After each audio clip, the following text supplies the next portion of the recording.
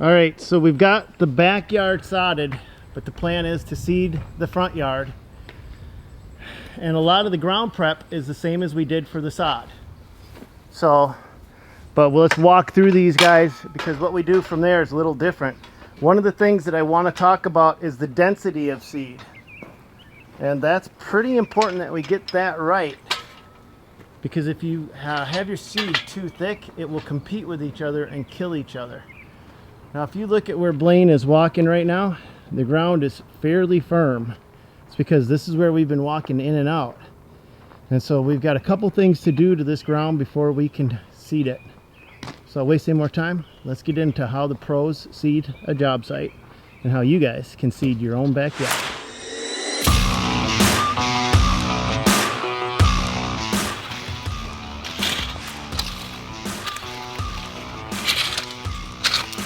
So in today's project, we've got well, no, we don't have class 5. We've got clay as our base material. And so we imported black dirt. Do you know what kind of black dirt we imported, Blaine? Pulverized. Pulverized, screened black dirt. Yep. All right, let's dispel the first myth right out of the gate. A lot of people think that you got to have 4 inches of black dirt before you can seed or sod, and that's actually kind of true, but not totally true. If you actually have your subsoil and then your finished grade of 4 inches of pure black dirt, your seed's not going to grow, your sod's not going to take, because you've got too much stratification between the 2 layers. And what'll happen is this pure black dirt will actually hold too much moisture and rot your seed from the ground up.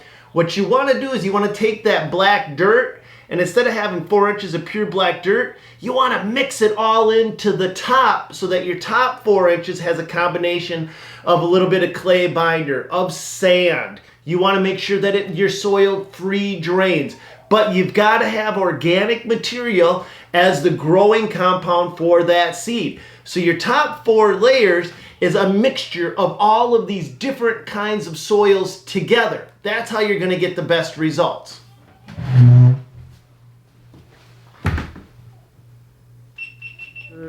We removed the rocks, large particulate matter, because it's already going to have it. Like that rock right there, that's got to go. We can't leave any of that behind. And so we've got to just loosen up the soil. And the loose soil is an important, very important first step to successful seeding. Now here's the thing. It may be almost impossible for you guys to loosen up the soil. If that's the case, water it. Water the heck out of that soil, because that will soften up the soil. And you have to keep the soil while you're seeding. If you've got densely compacted subsoil, while the seed is germinating and taking off, you've got to keep it almost constantly moist, because that keeps the soil soft and that allows the roots to penetrate down below. Agree or disagree, Blaine? Totally agree. Totally agree. Okay. So we're gonna rake this out, and then we're gonna seed this up and show these guys.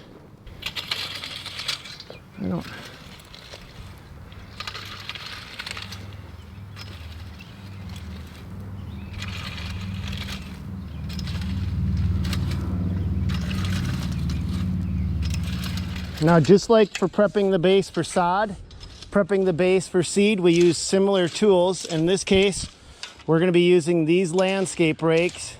And the reason we use these landscape rakes is it allows us to not only grab a bigger surface area, but also to do a better job of leveling it.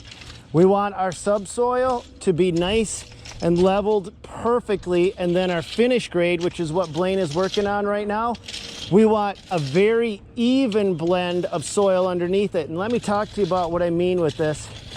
If you guys, a bug just flew in my nose and mouth both at the same time. That was awesome. So as you guys are laying out your black dirt for your finished grade, you don't want areas of black dirt that got 4 inches of base, and then other areas that have just an inch of base, because what'll happen is this black dirt will condense and compress over time. So over the course of a few years, the 4 inches is going to have a lot more give and flexibility than this inch. So you want consistent amounts of black dirt over the entire project. And to have consistent amounts means your subgrade has to be the same. That's the most important thing. Now what we see Blaine doing here is he's pulling off all of the larger rubble. Now this larger rubble is not really good for growing seed. It's okay to have a certain amount mixed in, so you don't have to go crazy being picky with it, but getting the majority of it out is going to be better for your finish grade long term. So to get back to these landscape rakes, they have a grading side, and then they have the side with the tines. You'll see Blaine right there is using the grading side right now, and he's popping out bigger ruts in the yard, and then he uses the tines just to feather everything out. The grading is probably one of the most important elements of this. And you see I got a little tiny high spot right there. I can knock that down, I can flip the rake over, and I can bring everything back and loosen it up.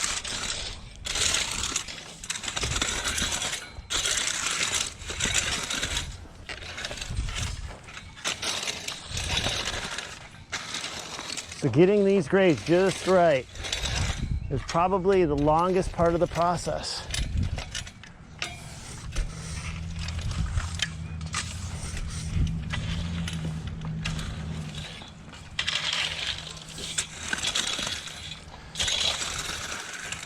Do you have the grass seed with you, Blaine?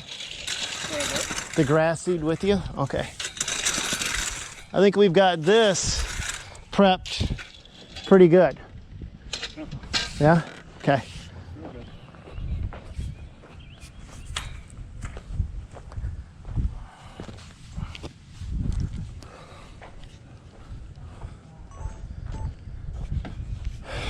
So your grass seed, you don't have to have killer grass seed. What do we got? Sunny grass seed, 3.5 pounds. 3.5 pounds, okay, so All purpose. all purpose. So a lot of times what I'm going to recommend to these guys is use a general landscapers mix, which is usually a sunny shade mixture, and it has different, you look for what's best for your area. Some areas do better with different blends, but here in northern Minnesota, Kentucky, our bluegrass mixed with ryegrass, that combination is what gives us the best results. But go to your general landscaping store and ask them for the best and then describe the sun conditions: sunny, shady, sunshade mixture. What they gave me. Getting that exactly right is right. So broadcast spreader, what's your thoughts on that? Exactly. Use what nature gave you. I prefer finger spreading it or hand spreading it.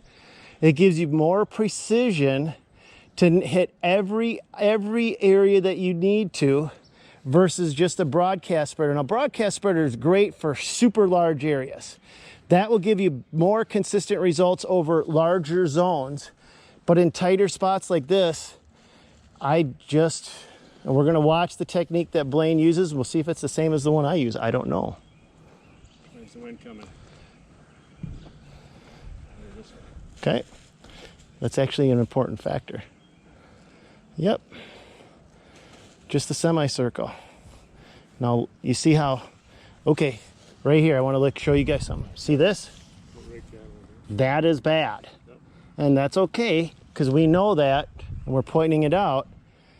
That's just a little too dense. That much grass seed will actually compete with each other and kill each other. Like right here, this is almost perfect. Now you will have to overseed multiple times. It's not going to be a one and you're done. You're going to seed, some of it's going to come in, some of it's going to fail, then you're going to spot seed. This is almost perfect right in here. All right, I'm going to grab the bag and I'm going to do the rest of it, Blaine. I'm going to ask you to hold the camera. And the reason I'm doing that is I want these guys to see it from my perspective, because I've got the GoPro on. I want these guys to see exactly how much I use. I'm facing the camera, but it's just a little bit at a time. I do it just a little bit different. Blaine likes to do this pattern right here. I do that too. But when I want real precision, I don't mind just going like this. It's a simple technique. It's using what God gave you, but look at, see how we got this pattern right here, right down here? It's almost perfect. You see that wind? See how that wind is carrying it? I'm using that wind. You will have wind. So you got to you just be conscious of it. It's not like this is science. This is common sense, but be amazed at how many people don't seem to have as much common sense as you would think. Okay, so now we've got the seed down, but we're not done by any means. Before we cover this up, we're gonna look at our pattern to see if we have any spots that are a little weak, like these edges right here. I don't like these edges, and I'm overseeding too. So I want this seed to blend in to the rest of this yard. And so I'm gonna let some of this seed go into the existing grass next to it. That's gonna help blend colors. So as this seed is coming in, it's going to be a different color than this seed because it's a different mixture. And that's kind of an important thing to take into consideration. You may have deep green here and lighter green over here, but you take a little bit of the seed that you grew it with originally and you cast it out into the rest of the yard, and that feathers everything together. Just some tips and tricks that we use so that when we walk away from a job, we know that it's good. Watering schedule. Blaine, you're behind the camera, but I'm going to ask you, what is the watering schedule? Twice a day, morning and evening. Twice a day, morning and evening. Moist, not mud. Yep. Remember that. Moist, not mud, you guys. That's important. All right, so let's, I think we've got good coverage. What do you think, Blaine? Are we good, bad, in between? Oh, looks good. Looks good? All right, so let's show them the next and final step. Well, one of the two final steps. So we know we've got a problem area. Let's address that problem area first. So this is our problem zone right down here. And it's as simple as that. Spread that seed out. Spread it out, and now it's literally just grabbing a rake and gently raking that seed in, just getting a cover in it, and then a light misting of water.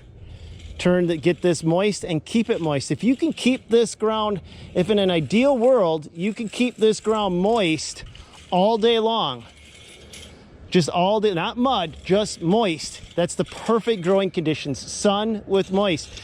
And then when it rains, that's beautiful because the rain actually is better than watering. Most people probably know this, but for some of you that don't, rain actually has a certain amount of organic material in it. Phosphates, nitrates come from the rain. Your tap water filters a lot of that natural fertilizer out and actually adds chemicals in to protect us. And none of that does your freshly grown seed very good. Mother Nature has the best fertilizer available, and that's just rain. So, also pond. If you have access to pond water, you could put a pump in a pond and water your lawn with pond water, because that's what we do up north. That's way better. That's some of the best stuff ever. Pond water, because that's like duplicating or mimicking rain. And this is it. I mean, is there anything else we need to know, Blaine? I think so. I mean, realistically, you nailed it. Start watering. Just start watering and keep it watered. Yeah. That's it. It's as hard as that. So that's all we got for you guys for today. Hope this video's helped you out. God bless. Go get them, you guys, and check out these other two videos right here and drink plenty of water. People need water too. I'm so thirsty. All right, I'll catch you on the next one.